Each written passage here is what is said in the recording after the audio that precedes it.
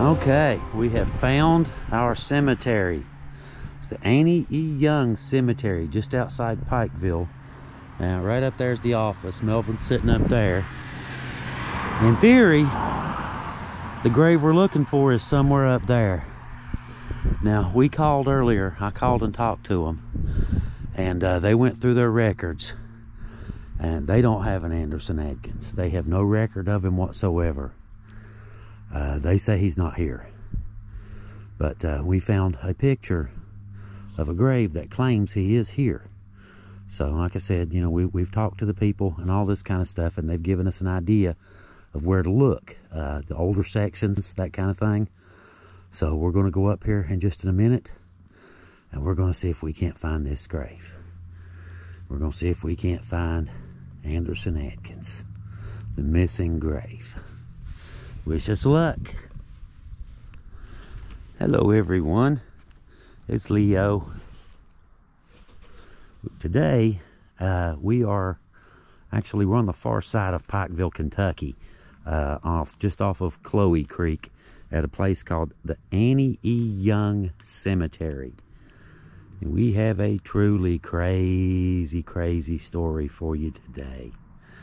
I guarantee you this is the oddest, strangest, weirdest story you will hear today. I guarantee you that. Now, our story, I had to actually print off some of this. This one's pretty complicated. We usually just research the story, tell you the story when we get there on site, that kind of thing. This one's a little bit more complicated. This one has a lot of twists and turns to it. You'll like this one. This concerns Anderson Adkins, a man named Anderson Adkins, and his wife, Elmo Adkins, just like the Sesame Street character, Elmo, right? Now, they had been married for a while, had a young boy named Jimmy, a young son, and there's, you know, marital problems. Anyhow, they're falling out, you know, they're breaking up, they're estranged, this sort of thing. And the mother, Elmo, she takes a job in Ohio, and she moves up there to, you know, to get the job, to work. And she leaves the son with her parents. Now, Anderson, he's been coming by on the weekends, you know, to pick up the son, pick up Jimmy, you know, spend some time with him, that sort of thing. He comes by this one time in particular, and the grandparents refuse. They tell him no. Now, we didn't really find out why, you know, if it was, you know, you're out of the family, you're never going to see him again, or, you know, something going on that day. I don't know, you know, couldn't find that information. Either way, they tell Anderson, no, you can't. So Anderson leaves. He can't take the kid this weekend. He leaves. He goes to his wife's sister's job the next day. Now, here's where this story gets weird. Here's where the crazy part starts. Have you guys seen, you know, according to YouTube, most of our viewers are my age or better. Now, I know what Grand Theft Auto is, so I'm going to assume you guys know what Grand Theft Auto is too. The game, yes, the game. Now, this was a true Grand Theft Auto style rampage. I mean, that's the only way the only word that I can think of to describe this is a full-on rampage, okay? Now, this guy, I brought this, I actually printed a bunch of this stuff out because it's a very complicated story, like I said. And I'm going to read y'all some of this stuff here in just a second. But we came over today, and this is a really big graveyard. This is the biggest one that we've ever even attempted to find someone on. There's over 5,200 graves here, and we're looking for one. It's literally a needle in a really big haystack. Oh, we contact the graveyard, right, to find out information. You know, is the man here? You know, where do you know anything? Can you help us out? He's not here. We don't have him. He's not here. Are you sure? Yes, we got so that the grave would be from 1946, and this place was they said it was a farm owned by, hang on, what was it, Annie E. Young. All right, and it was a golf course after that. And they built the dam not far from here. They built R.D. Bailey Lake, and they had to relocate some graves.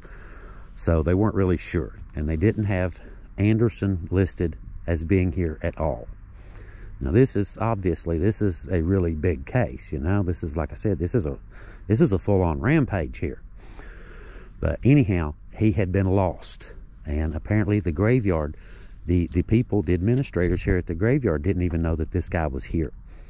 I just left from the office earlier, and, you know, talking to a couple of ladies that work there, really, really nice people. You know, they were trying to help, and, you know, showing me this is the old section, and, you know, and this and that and the other, you know, and all this stuff. Really, really cool, really helpful. But they showed us the old section, you know, on a map. And so Melvin and I were out. He's actually cleaning the car. I love that boy. I really do. I like him. He's cleaning my car, y'all. Love you, Melvin. Anyway, they said that they didn't know anything about the story, never heard of the man. He's not here on our yard. They bought this cemetery in the 70s.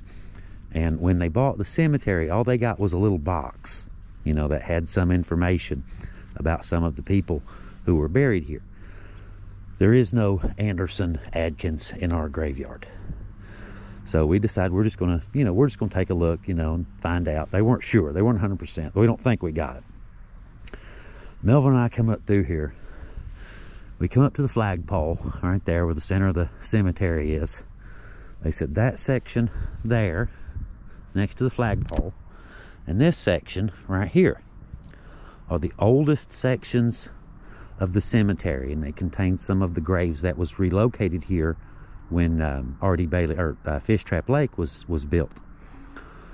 So Melvin and I, we come up through here, and we're getting ready to park and look around, you know, see if we can't find this grave, right? I said, Melvin, do you remember what name we're looking for? He says, no. I said, it's Anderson Adkins. Okay. He points to his left. Anderson Adkins. What are the odds? Right here is the grave of Anderson Adkins. Now, I don't want to say serial killer. We're not going to say serial killer. But by God, we are close. Now check this out. There's an actual picture right there of Anderson Adkins. And here's his stone. Rest in peace. Now I want to read something to you. Like I said, I got some of this stuff together. It's a fairly complicated story. It's only a page. I condensed it. And I want to read you guys something. Now check this out. Anderson and his wife, Elmo Bentley Adkins, had recently divorced. Anderson blamed the influence of his in-laws for the destruction of his marriage.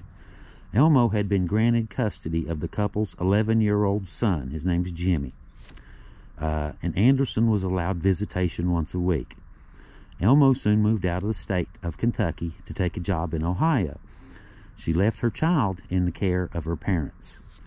Anderson would often pick up his son on Saturday afternoons for outings and return the boy home to his grandparents the following day.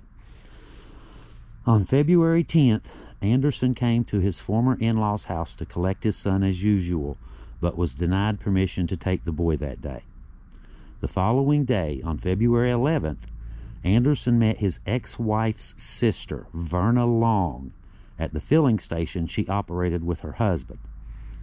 Anderson asked Verna to write her sister to ask for permission for him to see his son.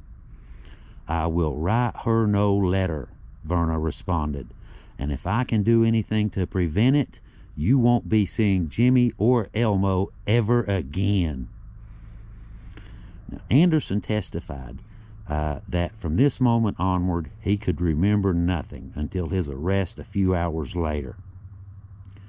Here we go. Y'all ready? Here we go. Here we go with the Grand Theft Auto style stuff. Okay.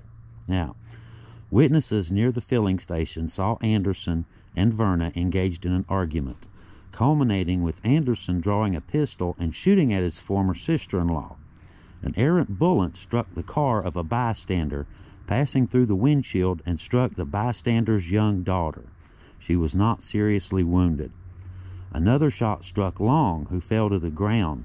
Anderson walked over to her, hit her with his pistol, reloaded his gun, and then drove away. His next stop was the home of a friend of his ex-wife's family, who he believed had played a part in the plot to destroy his marriage. He left after he told his intended target wasn't home. He returned to the filling stations where Long's body still rested on the street. By this time, people who lived near the filling station were investigating the sounds of gunfire. Anderson had been speeding when he spotted them and pressed the brakes suddenly, which caused his vehicle to swerve off the road. He then approaches Jetty Johnson, one of the people there, in a car, with his gun. Adkins came up, and when he got in about 10 feet of Miss Johnson, Anderson pulls his gun, and she looks at him and she says, "I have never harmed you. What are you coming up here for?" Anderson replies, "Oh, yes, you have, and I've come to get you," and immediately starts firing. Another witness to Johnson's murder testified Johnson said, "Damn you, I'm going to get even with you," before shooting her to death. Johnson was shot 3 times, in the breast, near the right eye, and in the back. A passerby soon happened on the scene and pulled over when he saw Long's body on the ground. Anderson approached the car and declared, "I have to have this car," before forcing the occupants from the vehicle and driving to the home of the brother of his ex-wife, Burton Bentley. Burton wasn't home, though his wife and their baby were. Mrs. Bentley was shot in the breast. She ran into another room where her baby was in a crib, and Anderson fired again, striking her in the arm. Mrs. Bentley slumped to the ground before she was shot a 3rd time in the head. Anderson then kicked Mrs. Bentley 3 times and left. Miss Bentley survived the assault and was left permanently blind by the 3rd shot behind the eye.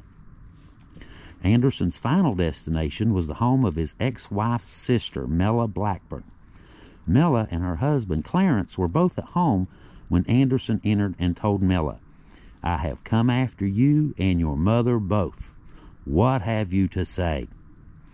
As Anderson held his gun to Mella's back, Clarence attempted to disarm him, was shot in the chest. Anderson aimed at Mella, and Clarence attempted to talk him out of shooting her by pleading, "Anderson, don't do that. You have shot me through." Clarence was shot again in the chest, and the men struggled until Clarence somehow grabbed Anderson's pistol. He ran outside and threw the weapon in the creek before collapsing on the ground. Anderson fled and runs away. He flees the scene. Clarence dies 30 minutes later. The prosecution argued that Anderson's attack had been planned and was motivated by revenge for the end of his marriage. The defense, on the other hand, attempted to blame a head injury Anderson had sustained while working in a shipyard, though this excuse failed to sway the jury when Anderson admitted that he had lost no time from work due to this injury. The jury convicted Anderson of Long's murder first, the young lady, the very first one, the one he left, sentencing him to life in prison.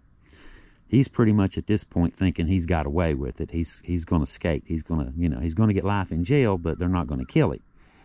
Anyhow, the second case comes to court. His conviction was the death penalty the second time.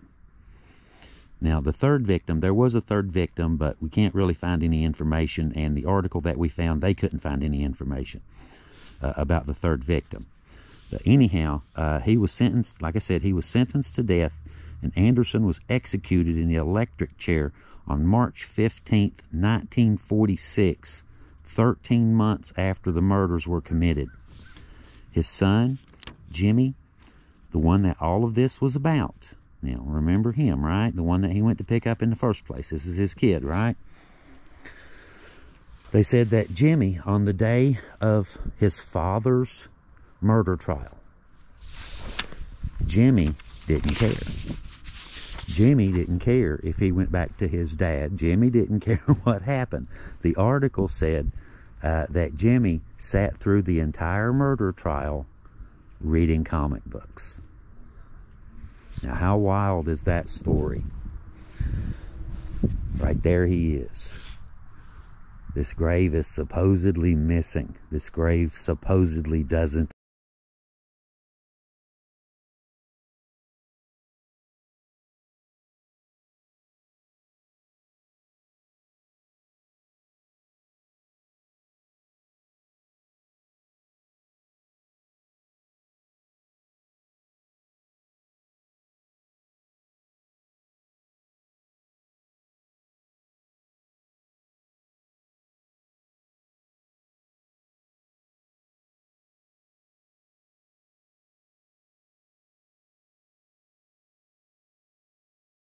exist.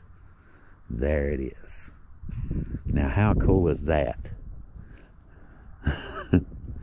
Anderson Adkins. That's truly a unique story right there, isn't it? Wow. I have never heard of anything even remotely close to that. I mean, you see the movies on TV, you know, Rampage, that movie. That's immediately what I thought of when I was reading this story about this Anderson Adkins. And we ran across this about a week or so ago. We have got to find this guy. We've got to do this story. This is just too wow to not do. Anderson Adkins is right there. And now you know his story. And now I'm freezing to death. I don't know if you can tell the camera's shaking, but man, it's cold out here. Anyhow, I guess I'm going to head on back. See if Melvin's got my car done yet. And we're going to load up and head on back toward the house. But guys, I appreciate y'all coming along. Hope you enjoyed our little story today. Appreciate you. If you feel like it, feel free to subscribe to our channel. We'd certainly love to have you. Very much appreciate you. Okay, we are back at the office of the graveyard, the Thacker Memorial, Annie E. Young Memorial Cemetery. Guess what, guys? We did something new this time. We broke new ground this time. We found an undiscovered grave.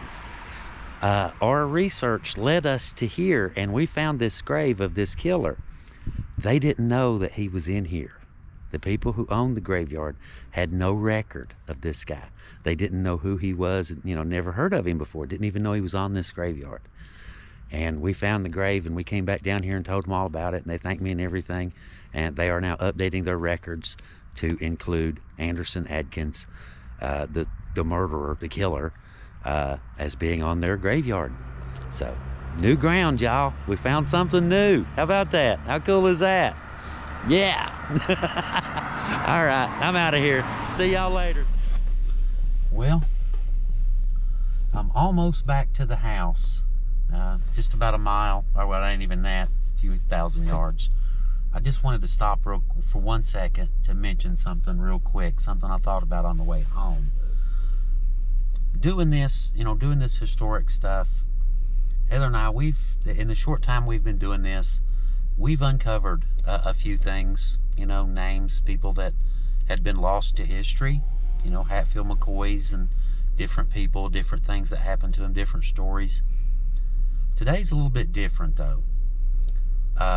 You know, just through Heather investigating this, and, you know, and Melvin and I actually going out to, you know, to do the investigation, Heather doing the research.